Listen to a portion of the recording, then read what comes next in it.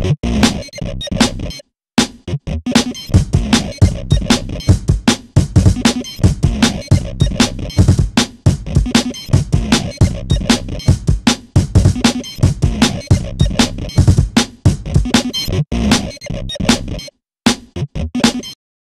virus. Good evening. If you're just tuning in, please be aware we are under attack.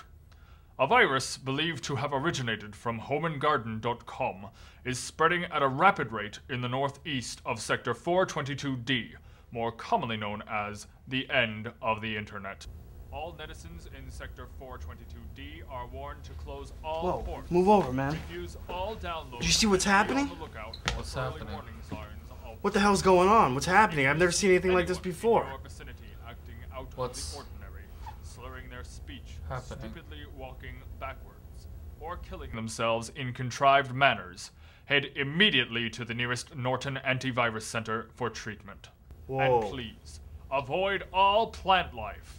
Avoid all plant life. Alright, let's not do anything we're gonna regret. Avoid all plant life. Alright, just take it easy. I'm coming to you with positive energy. Good feelings only. I know I haven't watered you in a couple days. You look a little dry. Is everything alright?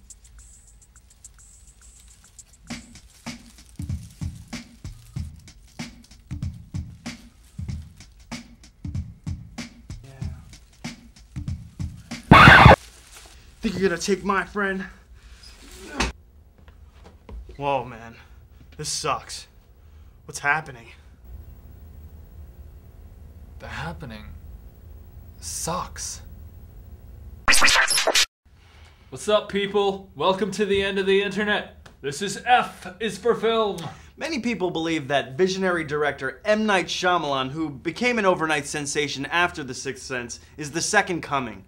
The question that his subsequent works brings up is whether he's the second coming of Hitchcock, Spielberg, or Troma Films. After 2006's disaster piece, Lady in the Water, Narf, M. Night finds himself on the outs with Hollywood and in need of a hit. The Happening, a return to the horror genre which brought him to fame, is no such hit. Alright, so one of my pet peeves is that you can't have your cake and you can't eat it too. I don't know what that means, but you know what it means, so let's just move on from there. The Happening tries to do that. It tries to be both a B-movie, horror movie, you know, kind of like, it's a throwback to the old days of B-horror. Shyamalan trying to be Hitchcock again, you know? Yeah, and, you know, at the same time, it's also the kind of sad clown symbolism, and the internet has picked up on this, and they're like, a mood ring must mean a lot because, you know, when do you ever see a mood ring in the movies? This is like, oh, wow, I can't believe he was so genius to include a mood ring. Yeah, you know, I mean, I remember the trailer coming out for this movie, and there was a mysterious kind of feel to it that you wanted to go and find out what was the happening. What is this movie? I want to pull it out of it. But, you know, the audience is going to have to walk into this movie either knowing it's a B-rated horror where you just watch the characters get killed off because, you know, you don't really get attached to any of them, or are you going to take the mysterious route trying to still figure out what the happening is? The movie sucks. Yeah, either way, no matter which brain you use, left or right, yeah, the movie still kind of sucks. So, there's that. I mean, you have that. Oh, it's a plant. Yeah. I hope I don't get allergies. And it doesn't really help that you do this.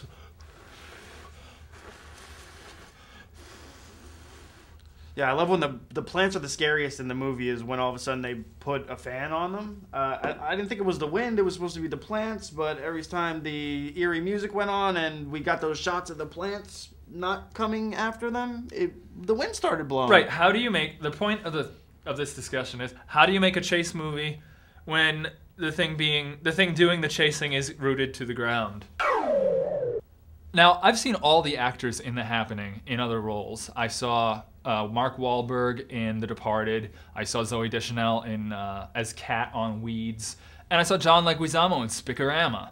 You know, they're all capable actors. So the question is, why is the acting so off-putting? Why is it so off-kilter?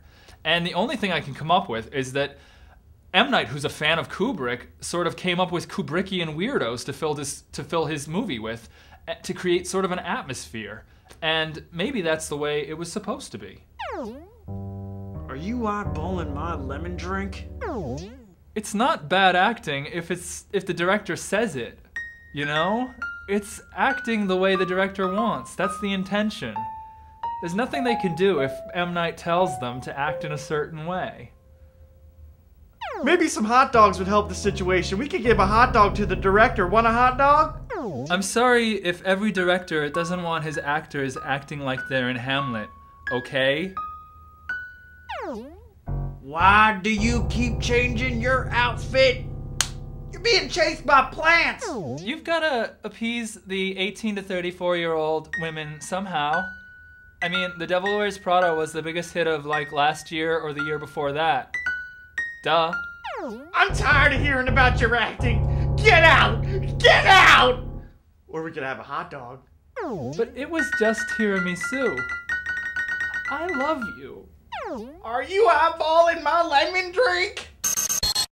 Let me ask you a question. Yeah. Was this the worst movie you've ever seen? No, not by a long shot. It was in a summer that was filled with superhero movies and comic book creations, you know, it was at least an original intellectual property. Yeah, definitely. I mean, it had a different feel. I mean, he definitely paid homage to Hitchcock. You know, you got that birdsy kind of feel, you know, in the chase scenes and everything. So it's. And he makes movies that are at least personal, and they have his stamp on them, and it still sucked. It sucked. It's a bad movie. But you know? And I don't forgive it for sucking, but I forgive it. I feel like I want it there to be more. Yeah, I mean, things like this in the world. It's better to have a world with the happening.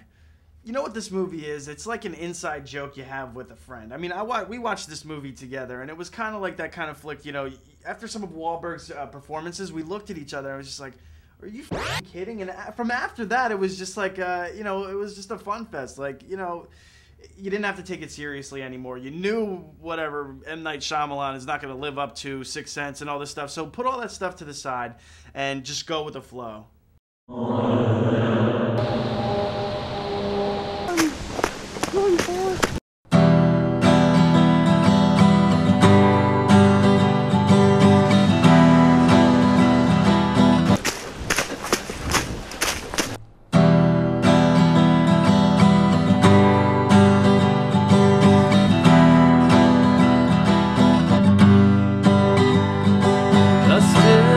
Tell everyone I know that M. Night's my messiah, but it's getting harder to say with each new film he makes. I kinda wish deep in my heart he quit while he was ahead, went out with the village, maybe even after the Sixth Sense.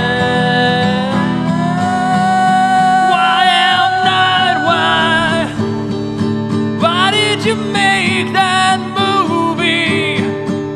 The Nico thriller movie where the plants were the best.